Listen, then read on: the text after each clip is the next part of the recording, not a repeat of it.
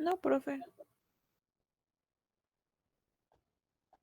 Ok, ¿hay algún alumno que se haya recién inscrito y que no tenga equipo?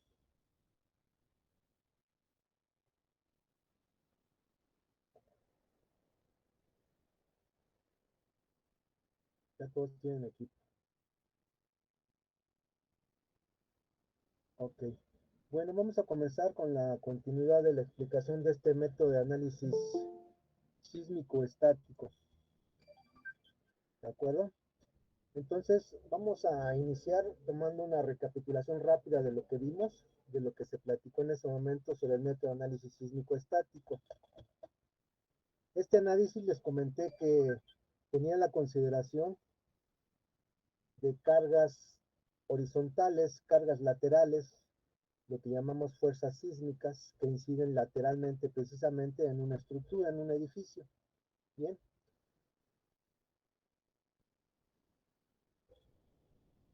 Ok. Vamos a recapitular para que retomen el hilo de las cosas.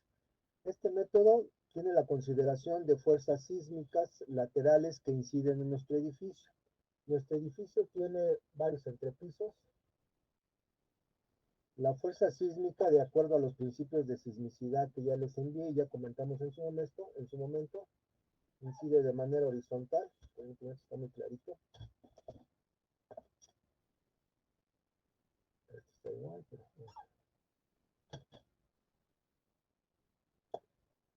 está mejor. Incide de manera horizontal en nuestra estructura. ¿De acuerdo? Entonces esta fuerza sísmica le comienza a producir una aceleración a nuestra estructura. Comentamos también en esa ocasión que estructuras esbeltas, estructuras altas, al efecto de una acción, de una fuerza lateral, comienzan a tener un movimiento, un desplazamiento angular. Ese desplazamiento angular genera una aceleración. Entonces todos los cuerpos, todos los materiales, en este caso esta estructura que está compuesta por diversos materiales, tiene una forma particular de vibrar, tiene una forma particular de responder ante la excitación de esta fuerza sísmica. Y para eso entonces tendremos que reconocer o recordar los conceptos de periodo y de frecuencia. Bien, el periodo, recordemos que es el tiempo en completarse un ciclo, el tiempo que tarda un cuerpo perdón, en movimiento en completar un ciclo. Y la frecuencia es el número de ciclos por segundo. Bien, estas estructuras esbeltas, un tanto altas como son los edificios que nos ocupan, tienen una frecuencia un periodo, perdón, de este tipo. Perdón por el ruido, pero tengo unos perrillos que son muy escandalosos. Entonces, este tipo de estructuras tienen un periodo de este tipo. Bien, el tiempo en que tarda en a completarse un ciclo.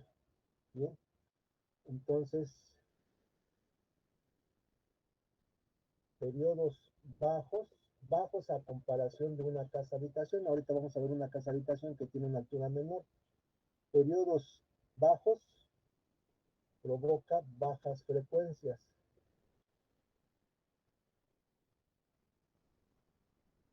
Entonces se produce un periodo bajo. El periodo es el tiempo en que el edificio, al momento de la excitación, tarda en ir hacia esta posición y regresar hacia esta posición, ¿sale? Entonces es el tiempo en que se completa un ciclo. Estos periodos en este tipo de estructuras por lo regular son periodos bajos y periodos bajos provocan frecuencias bajas y por lo tanto estructuras flexibles.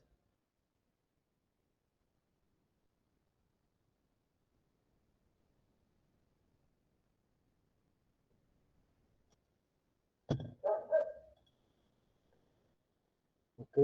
Esto es un tanto distinto a lo que ocurre en una casa habitación. ¿Qué ocurre en una casa habitación? Bueno, aquí voy a dejar el ejemplo del edificio que tiene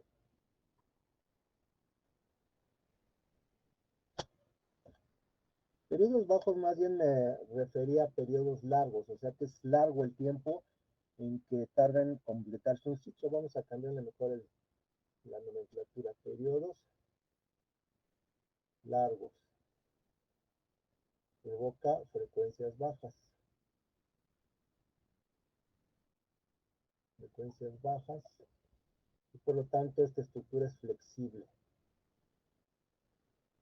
Ahora una casa habitación con una menor altura, ¿sí? Entonces tiene periodos cortos,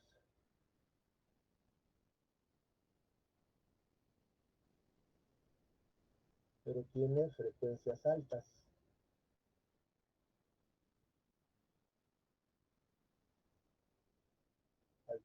Es decir, se realizan mucho mayores ciclos por segundo en esta estructura que en esta estructura. Entonces, como tenemos frecuencias altas, producto de los periodos cortos, estas estructuras por lo regular son muy rígidas. Un edificio es mucho más flexible que una casa habitación. Una casa habitación es muy flexible, muy rígida. Bien, entonces, entre otras tantas características por estas que les acabo de comentar, el análisis de una estructura de este tipo merece un método un poco más complejo, más detallado, más preciso que para una casa habitación. Para casa habitación, recuerden que vimos el método de análisis sísmico simplificado, se dio el método de análisis sísmico simplificado. Es una versión económica del método de análisis sísmico estático que tenemos aquí. Entonces es importante que lo recordemos.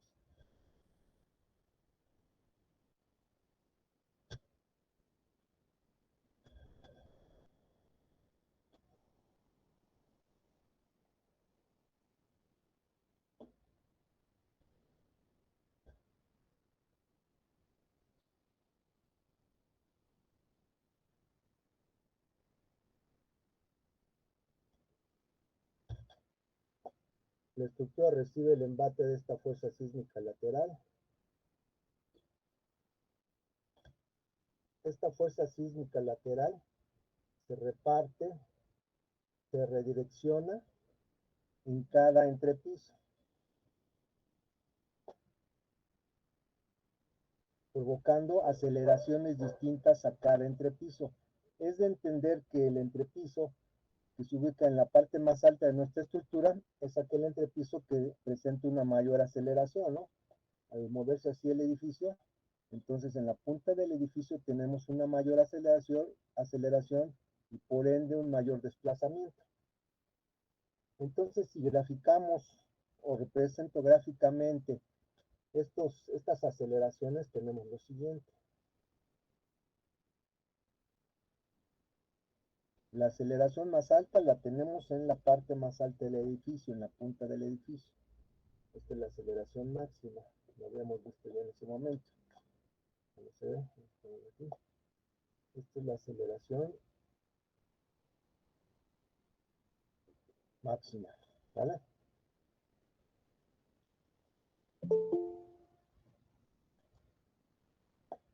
Y entonces la fuerza se reparte de esta forma, en proporción a la aceleración que produce. ¿Bien? Entonces, estas son las pequeñas fuerzas en las que se subdivide esta fuerza sísmica para cada entrepiso. También vimos en la clase pasada que estas fuerzas sísmicas inciden en un punto geométrico en la planta de cada entrepiso llamado centro de masas. Cada una de estas fuerzas incide en los centros de masas de cada entrepiso. Esta es entonces la gráfica, que es una gráfica lineal triangular de lo que es la representación de las aceleraciones y por ende también de las fuerzas. Entonces, aquí tenemos que la máxima fuerza sísmica se presenta al igual que la aceleración en la punta del edificio y el valor mínimo de la fuerza sísmica al igual que la aceleración se presenta en la parte más baja del edificio partiendo del nivel de piso o nivel de terreno. Cosa distinta en cuanto a diagrama ocurre con lo que son los cortantes sísmicos. El cortante sísmico es mayor en la base y menor en la punta. Les comenté que porque esto se asemeja o podemos tomarlo como análogamente como si fuera una viga en cantilever. Este es el empotre y esto es similar a cuando tenemos una viga en cantilever con su empotre. Bien, entonces el cortante máximo se encuentra en el empotre, que es este punto. Entonces aquí tenemos el cortante máximo.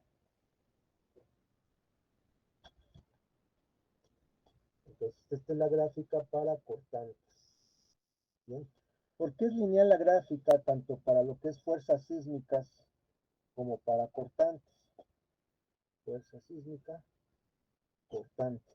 ¿Por qué es lineal? Porque estamos considerando que es una estructura muy regular, o el método así lo considera en un inicio, que la estructura es muy regular y es una estructura que tiene los mismos pesos, las mismas masas en cada entrepiso. Recordemos una ecuación muy fundamental de física que nos dice que la fuerza es igual a la masa por la aceleración, ¿de acuerdo? Entonces nos damos cuenta que la aceleración que sufre cada entrepiso está pues muy ligada a la masa, ¿no? Lo mismo que las fuerzas. Cada fuerza que hay entre piso es el resultado de multiplicar la masa por la aceleración, y como estamos haciendo constantes el valor de masa y el valor de aceleración, por eso es que la ecuación, perdón, la gráfica es lineal. Bueno, voy a borrar esto.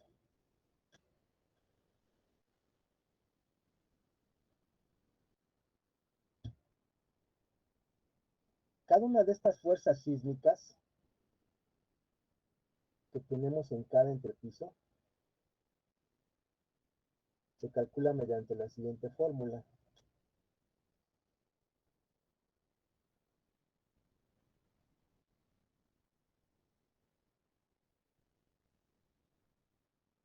Bien, con esa manifestación gráfica, cada una de estas fuerzas sísmicas se calcula mediante la siguiente expresión. La fuerza sísmica de alguno de estos entrepisos es igual al peso de ese entrepiso por la altura de ese entrepiso. Ahorita les explico cómo se considera esta altura. Esto se divide entre la sumatoria de todos los pesos de cada entrepiso por las alturas de cada entrepiso, multiplicado por W subíndice B. ¿Hecho? Entonces, F subíndice E es fuerza sísmica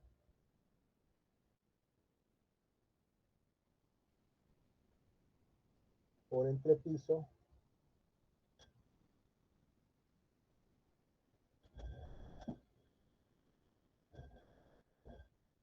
altura H subíndice I es igual a la altura de entrepiso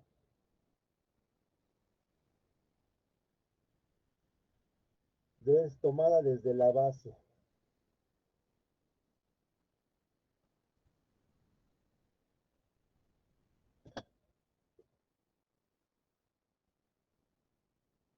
Ok, B subíndice B es igual al cortante basal. Ahorita también lo voy a explicar. Ya lo mencioné hace rato, pero lo voy a remarcar. ¿Cómo se considera la altura H subíndice I que estoy indicando en esta fórmula? Pues es la altura que tenemos para cada entrepiso tomada esta medida o esta cota desde la base. Entonces, si hablamos que este es el nivel 1, 2, 3, 4 y 5, entonces aquí tendríamos H1, después H2 y así sucesivamente H3, H4, H5. Lo voy a poner ahorita en grande. Entonces, no sé si están copiando, tomando captura, foto, lo que sea, pero háganlo porque voy a borrar esto. De todos modos voy a reproducir la fórmula, ¿no? Lo que quiero ahorita enseguida es identificar o esquematizar es la altura H subíndice I, cómo es que la estoy considerando. Y después pasamos a analizar cada uno de los términos que tenemos en esta expresión. Me lo borro.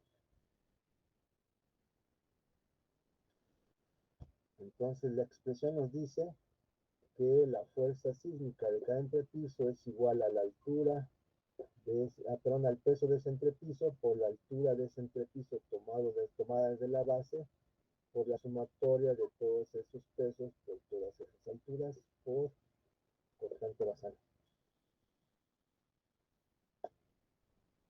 Esta es la ecuación principal.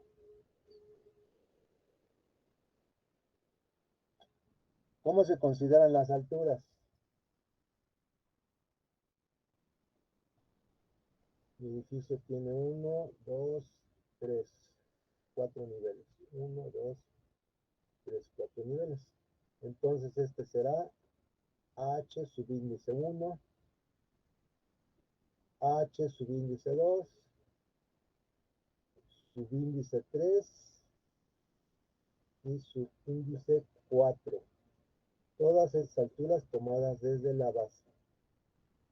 ¿Vale? Así es como se considera esta H subíndice I. ¿Hasta aquí vamos claros? Sí, profe. Sí, profesor. Bien. Bueno, entonces ya explicamos a qué se refieren estas alturas, estas H subíndice I. Después, ¿cuáles son las W subíndice I? Pues son los pesos que tenemos en cada entrepiso, sencillamente.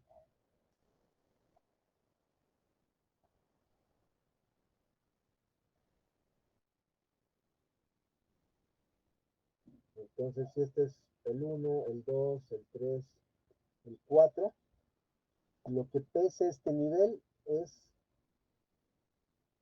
W1, lo que pesa este nivel W2, lo que pesa este nivel W3 y W4, ¿vale? Eso creo que sí es fácil de entender y este peso se refiere al peso propio de la estructura, al peso propio que generan todos los elementos estructurales que participan en ese entrepiso. Más adelante vamos a ver que estos pesos se tienen que factorizar, es decir, se tienen que potenciar, porque tenemos que cubrir nuestro proyecto, ¿no? Tenemos que protegerlo, siempre las cargas se potencian por medio de los factores de seguridad. Y a este valor de W también tendremos que incrementar el peso de la carga viva, el peso que aportan los seres que habitan cada estructura. Bien, entonces, esto es en parte lo que compone la ecuación. Vamos a enseguida a ver qué es B subíndice B.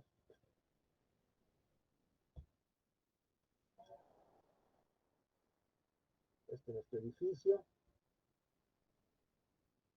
B subíndice B es el cortante basal, es decir, la fuerza cortante que actúa en la base. Ya vimos hace rato que el diagrama que nos ejemplifica o nos da a conocer cómo se comporta el cortante tiene esta manifestación. Mínimo en la punta del edificio y máximo en la base. Bien. El cortante basal es el que se presenta aquí. Y el cortante basal es igual a la sumatoria de todas las fuerzas sísmicas. Recuerden que aquí tenemos fuerza sísmica, fuerza sísmica, fuerza sísmica y fuerza sísmica en cada entrepiso, incidiendo en los centros de masas. Entonces, como la fuerza sísmica llega y se reparte entre cada entrepiso y esas fuerzas, o más bien al repartirse la fuerza sísmica, esto es a causa de que se empiezan, o de que comienzan a generarse aceleraciones en cada entrepiso. Entonces, estas aceleraciones van de la mano con estas fuerzas sísmicas que se disgregan en cada entrepiso, ¿de acuerdo? Entonces, si sumamos esta fuerza, más esta fuerza, más esta fuerza, vamos a tener como resultado el cortante basal, que es el que nos tiene manifestar esta expresión de subíndice B. Ahora, ¿cómo calculamos cada uno de los elementos que tiene la fórmula?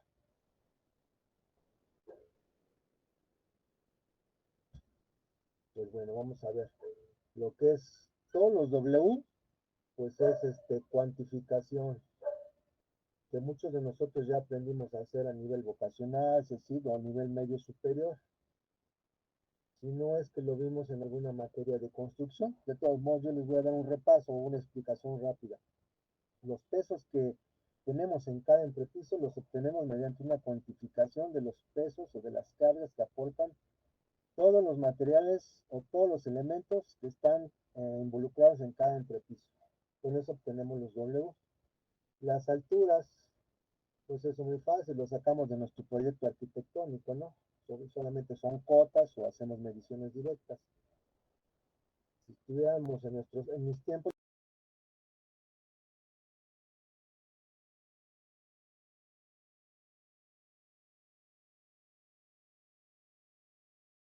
arquitectónico. Y ahora lo interesante, ¿cómo calculamos B subíndice B? ¿Cómo lo calculamos? Que es mediante la expresión que les voy a poner enseguida.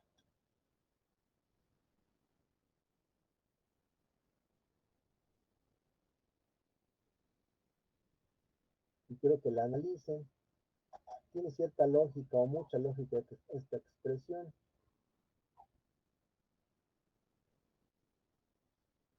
El cortante sísmico es igual al peso total del edificio por un factor llamado coeficiente sísmico. Entonces, B subíndice B es cortante basal.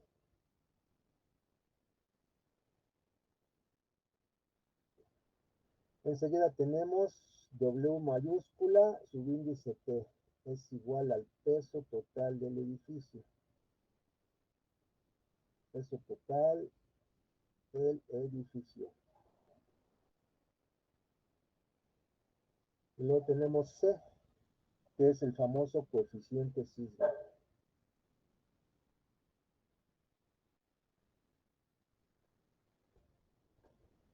¿Hecho?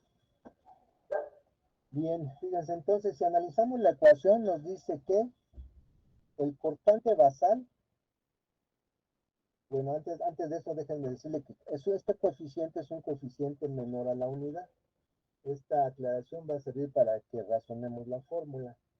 Es menor a la unidad, o tiene un valor menor a la unidad. Un factor adimensional menor a la unidad. Entonces ya con esta aclaración creo que es fácil interpretar que el cortante basal es una fracción de nuestro peso total de nuestra estructura.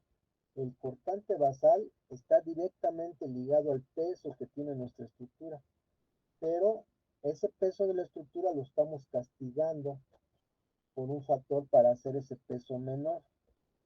Hace rato les dije que las cargas las tenemos que factorizar, entonces alguno de ustedes va a pensar, bueno, el maestro hace rato nos dijo que esas cargas o esos pesos que tiene cada entrepiso tenemos que factorizarlas. Factorizar en matemáticas, recuerden que es como potenciar, entonces tendríamos que diseñar con una carga mayor.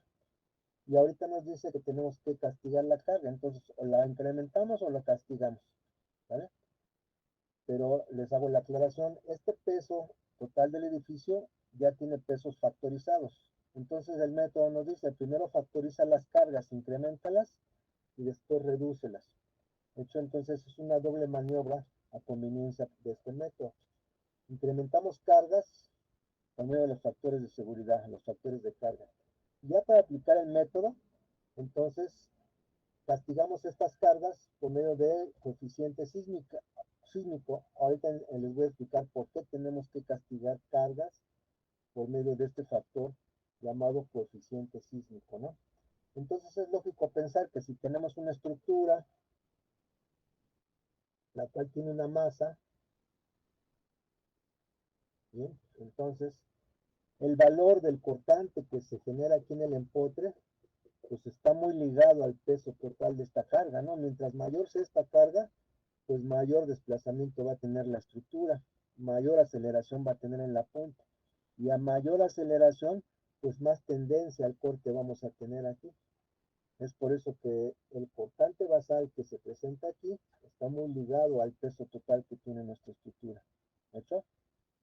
¿Queda claro este razonamiento? Sí, profe. Muy bien. Bueno, ahora vamos a ver el por qué tenemos que castigar nuestro peso total de nuestro edificio por medio de un coeficiente sísmico. Bueno, voy a borrar ya todo.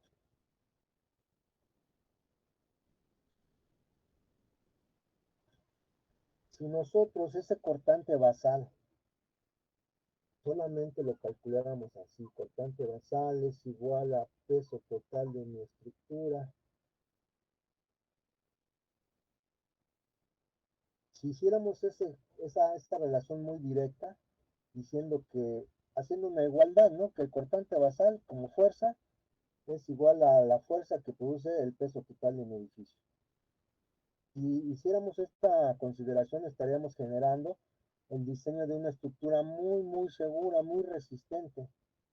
que realmente no se viera afectada ante un sismo importante, que esa estructura no sufriera daños, que esa estructura tal vez nunca se colapsara. Pero eso genera, ¿qué?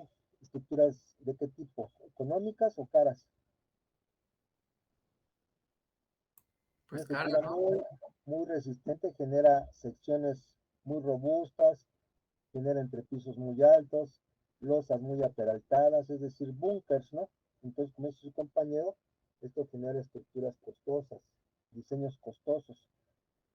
Ya se ha visto que en lo que es el objetivo del diseño estructural es generar estructuras eh, altamente, con alto rendimiento. Una estructura que tiene un buen rendimiento es aquella que es, en primer lugar, segura, porque nuestra misión como ingenieros es cuidar la seguridad de los seres humanos que habitan en las estructuras y al igual que las mascotas, ¿no? Entonces nuestra estructura tiene que ser segura, tiene que ser económica, tiene que ser funcional. Entonces nosotros tenemos que tener la inteligencia suficiente para poder amalgamar todo este tipo de aspectos y entonces generar estructuras con alto rendimiento. Pero si hacemos esto, pues ya estaremos faltando esta situación. Serán estructuras nada económicas, sí serán muy seguras y tal vez funcionales, pero nada económicas, ¿vale? Entonces tendremos que diseñar una estructura que soporte una carga menor a la que realmente soporta, que no está tan castigado el asunto porque recuerden que anteriormente esta carga ya la factorizamos. Tenemos que factorizarla. El factor de carga es igual a 1.4. Entonces, cuando hagamos el cálculo de las cargas gravitacionales, tendremos que incrementar en un 40% esa carga. Después de incrementar en un 40% esa carga, ahora la reducimos con un factor de seguridad llamado coeficiente sísmico. Esto precisamente es parte esencial de lo que nos dicta la teoría actual o actual teoría del diseño sísmico. La actual teoría, lejos de lo anterior que vivíamos, de generar estructuras muy sobradas, con secciones muy grandes, y eso lo podemos ver si entramos a algún edificio antiguo. No sé si ustedes han entrado a estructuras, edificios antiguos, en las que tenemos alturas de entrepiso muy altas, columnas bastante robustas, arriba de 1 metro por 1 metro, traves bastante aperaltadas, con peraltes mínimos de 50 centímetros, llegando hasta los 70, 80 centímetros. Entonces, esa era la teoría actual, que no permitía daño a las estructuras. No era factible como ingeniero, como buen ingeniero, como buen estructurista, diseñar estructuras que pudieran colapsarse y dañarse, que pudieran dañarse y mucho menos colapsarse. Ahora la nueva teoría, la teoría moderna, nos dice, podemos diseñar una estructura, esta estructura puede dañarse, es factible que se dañe, se permite que se dañe, pero que no se colapse. Entonces, actualmente con esta consideración, se permite el daño, se permite daño, pero no el colapso.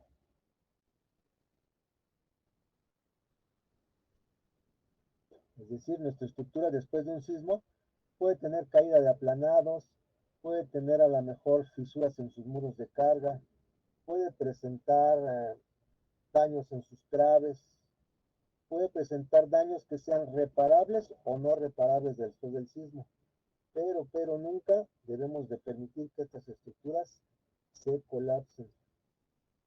Entonces llega el sismo, comienza la excitación de la estructura, desalojo de los seres vivos y termina el sismo, se revisa, se hace una inspección del inmueble y tiene daños. Se evalúa si estos daños son reparables o no son reparables. Si no son reparables económicamente, si no son, no entran dentro de la viabilidad de reparación, pues ni modo, se demuele la estructura y ya se pierde ahí, pero se salvaron vidas, se ganó lo más importante que era salvar vidas. Y entonces estamos sí asimilando un daño, pero nunca el colapso. ¿Y cómo garantizamos que una estructura no se colapse, se dañe, pero no se colapse? Pues cuidando como oro aquellos elementos estructurales que son los llamados elementos portantes. Entonces, elementos portantes.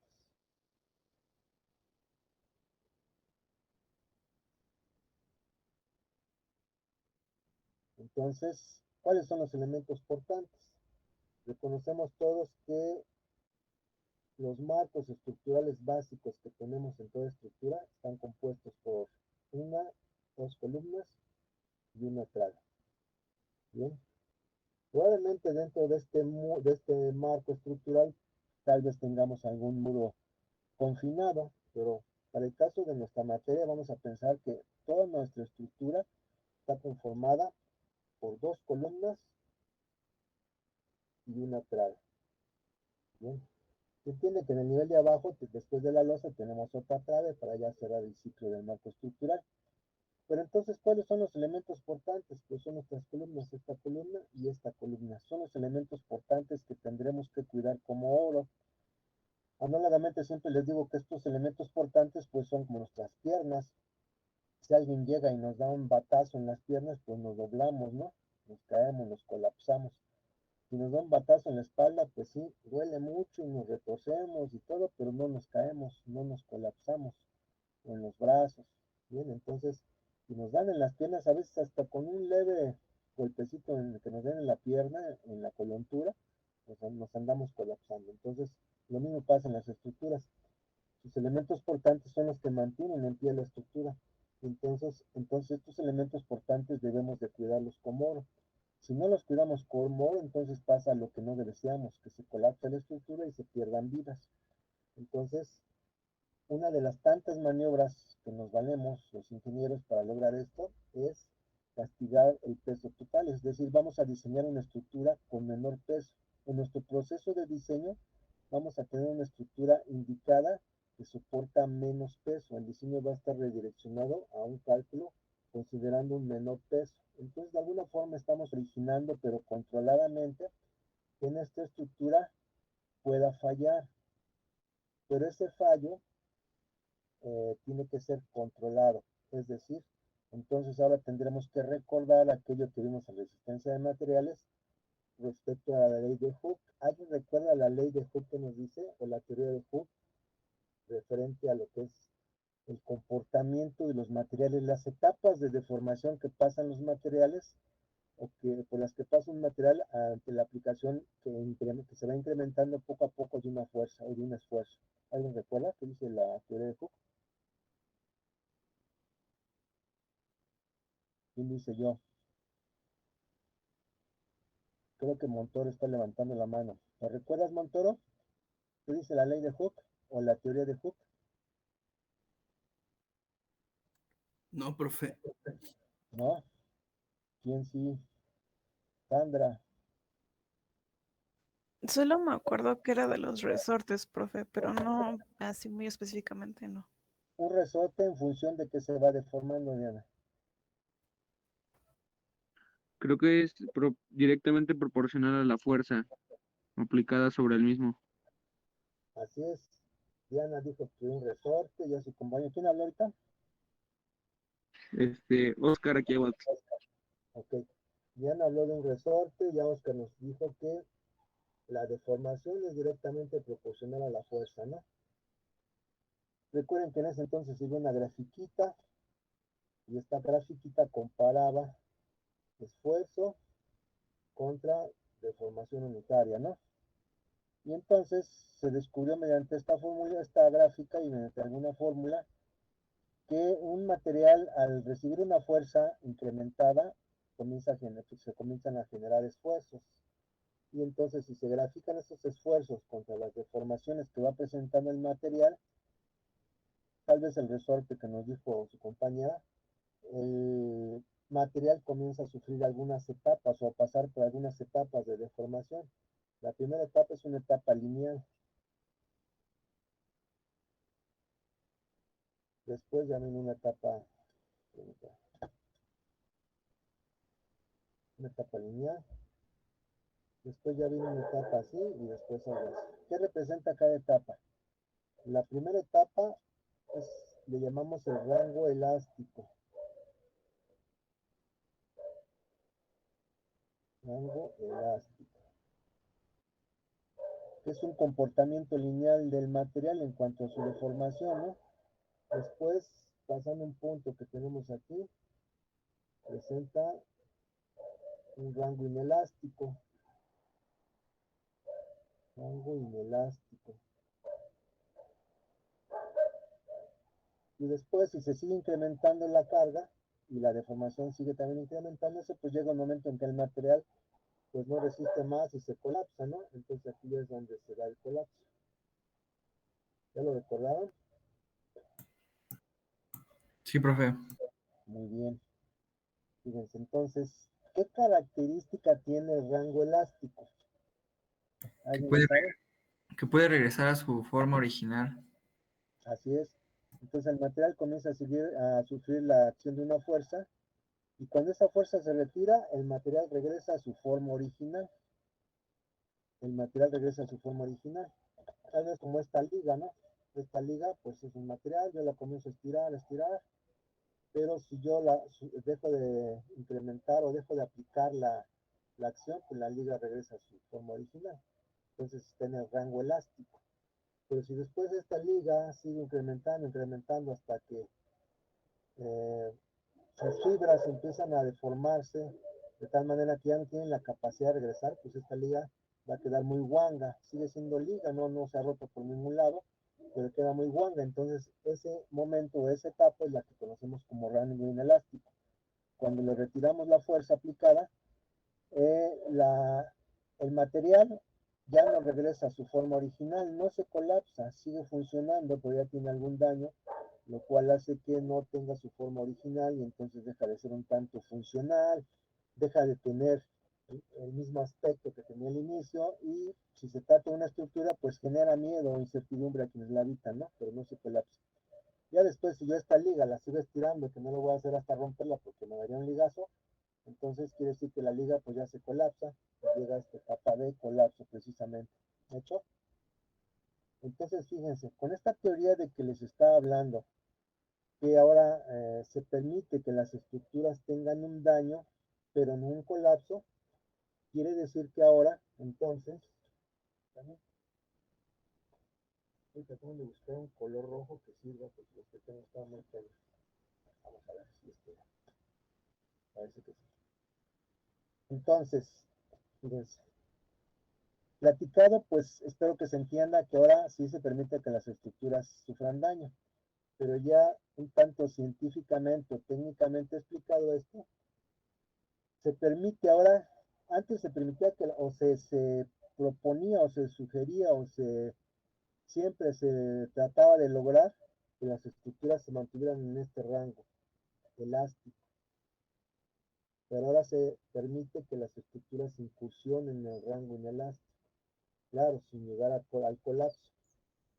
Y entonces, que las estructuras lleguen a este rango inelástico, es decir, que se deformen, que sufran daño, pero que no se colapsen después de un sismo, se hace la siguiente maniobra. Este coeficiente sísmico, voy a subir un poco la fórmula, bueno, voy a borrar esto, para que no tenga que subirla porque si no la camarita no da para más. Entonces, ¿qué hacemos o qué se hace? Este coeficiente sísmico, entonces lo castigamos aún más, ya sabemos que este coeficiente sísmico es menor a la unidad, ¿vale? Entonces una cantidad decimal multiplicada por un entero, pues reduce el entero, ¿no?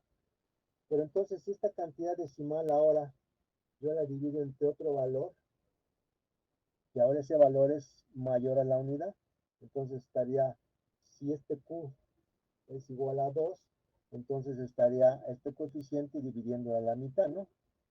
Y entonces castigo aún más el valor de mi carga, de mi peso total de mi edificio.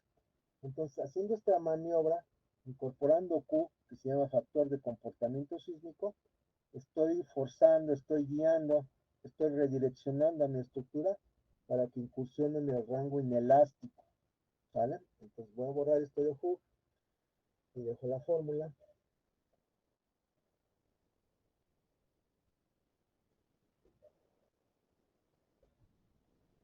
Perdón, vamos.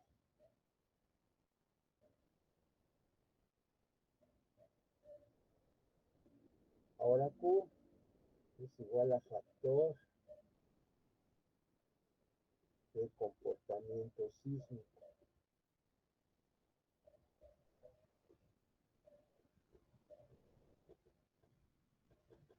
Entonces, al incursionar este factor en mi ecuación del cortante basal, estoy entonces originando que mi estructura incursione en el rango inelástico. Este valor para nuestro caso de Q será igual a 2. Voy a ponerlo aquí. Eso viene en las normas. Q es igual a 2. Es una estructura la que vamos a estar manejando, regular, conformada por marcos estructurales de concreto armado, losas macizas. Entonces, en ese tenor, el reglamento nos dice que debemos de aplicar un factor de comportamiento sísmico de cajón, que es igual a 2, ¿vale? Entonces, esta es la explicación de cómo es que se genera esta expresión para el valor del cortante basal que tendremos que aplicar en la estructura, en la ecuación anterior. ¿Quedamos claros hasta aquí, jóvenes? Sí, profe. Sí, Sí, profe. Muy bien.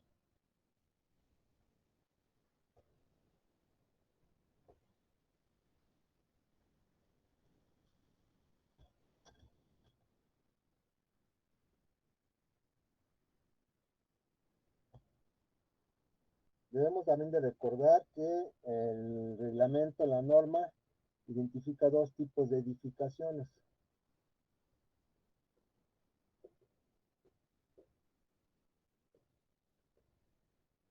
Las tipo A y las tipo B.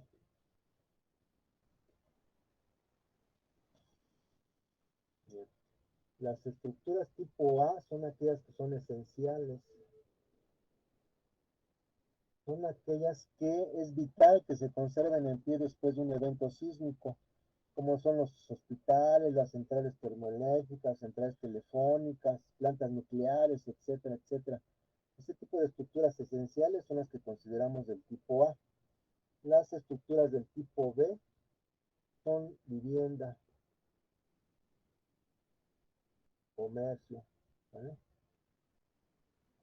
Entonces nuestro método es válido solo para estructuras del tipo B y que sean preferentemente muy regulares. Entonces, el método acepta que se aplique para estructuras tipo B y que sean preferentemente muy regulares.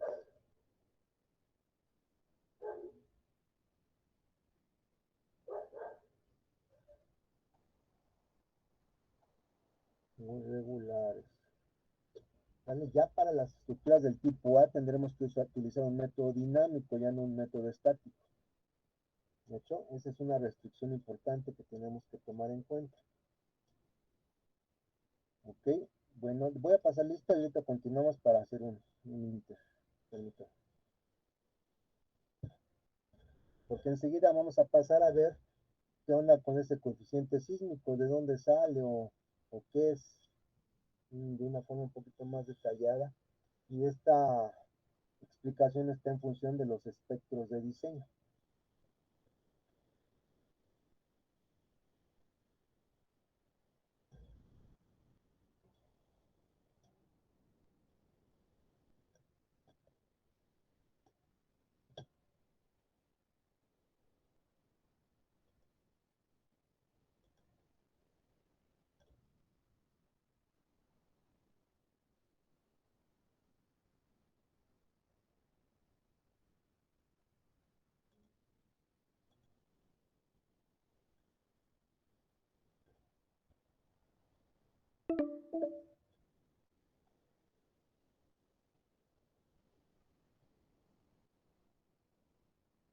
Oscar Atigual, Presente.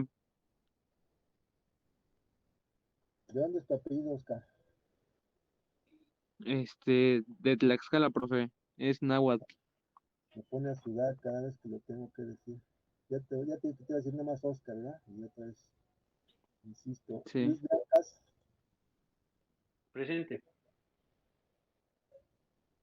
Fernando Cañedo, Presente, profe. sí. Ernesto Díaz,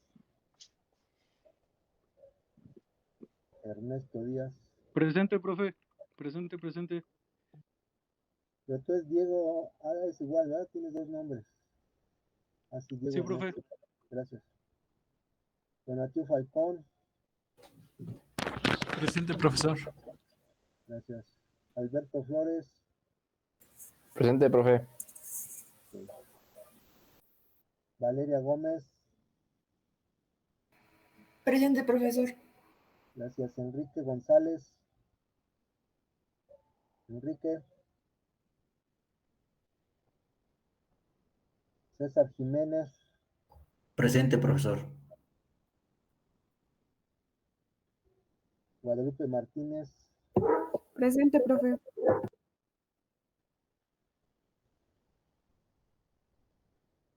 Alberto Mendoza. Presente, profe. Sí. Profe, mi compañero Enrique me mandó mensaje que tenía problemas con su internet. Enrique, ¿qué? González. Luria. Sí. Sí. Sí, mira, no sé si ya les comenté alguna ocasión que cuando me comentan que algún compañero tiene problemas, pues también lo doy por hecho porque todos tenemos problemas y debo de creerles, ¿no? Pero sí tengo que registrar su falta por cualquier aclaración, incluso legal, administrativa, no lo sé. Claro que si reinciden las faltas y que siempre le está fallando el internet, pues ya está pasando algo, ¿no? Permítame, déjenme cerrar un poco mi ventana porque ya se juntó el organillero. A ver, sigo yendo, pero bueno. Entonces les digo, tengo que registrar la falta, la inasistencia por control. Como por ejemplo, pues desafortunadamente la noticia que les di de su compañero Imanol que falleció, que lo mataron. Yo estuviera registrado el día que teóricamente tenía clase con él y le pongo asistencia y después hay investigaciones y se van a más términos y el maestro que no reportó que asistió, como que asistió y no asistió, entonces ya me estoy en un extremo, ¿no? Pero es para futuras aclaraciones administrativas o tal vez legales. Pero sí, no es que no les crea, no es que no lo quiera considerar, sí lo considero, lo sé, lo acepto. Ya si es repetitiva la falta, pues ya entonces llamaré al alumno, pero les agradezco su información. No pasa nada si haya faltado hoy Enrique, nada más que recupere la clase. De acuerdo, Alberto Mendoza, Presente, profe. Jesús Montoro, Presente, profe. ok, Judith Pérez, gracias, Alejandro Rangel, Presente, profe. hecho, Montserrat Reséndiz, Montserrat, Diana Reyes, Presente. gracias, Aldair Reyes, Presente, profe. bien, Kevin Rodríguez, Presente, profe. Cecilia Rodríguez, Presente, profesor. gracias, Roberto Rodríguez, Presente, profesor. Joel Rojas, en otro grupo, Sandra Romano, Presente, profe. Luis Alberto Valdivia, Presente, profe. gracias, Juan David Valencia. Presente, profesor. ¿Alguien falta que le tome asistencia? Bueno, entonces nada más está la falta de Enrique, que le falló el internet, y de Montserrat Reséndiz. Ah, no, además, Montserrat Reséndiz, y de Joel Rojas, por él está se cambió de grupo. ¿Hecho? Bueno, entonces nos quedamos hasta ahorita con esto que les acabo de decir. Ya les expliqué cómo se calcula la fuerza, con la fórmula que se aplica para calcular la fuerza sísmica que llega en cada entrepiso. Es importante que tomen en cuenta que la suma de las fuerzas sísmicas por entrepiso será igual al valor del cortante basal. Cuando comencemos a hacer el cálculo para su proyecto, una manera de comprobar si su valor del cortante basal está bien realizado es precisamente sumar estas fuerzas sísmicas. Bien, entonces vamos a suspender la sesión porque ya quedan 5 minutos. ¿Y qué les parece si en 5 minutos nos conectamos otra vez? ¿Vale? Sí, profe, está bien.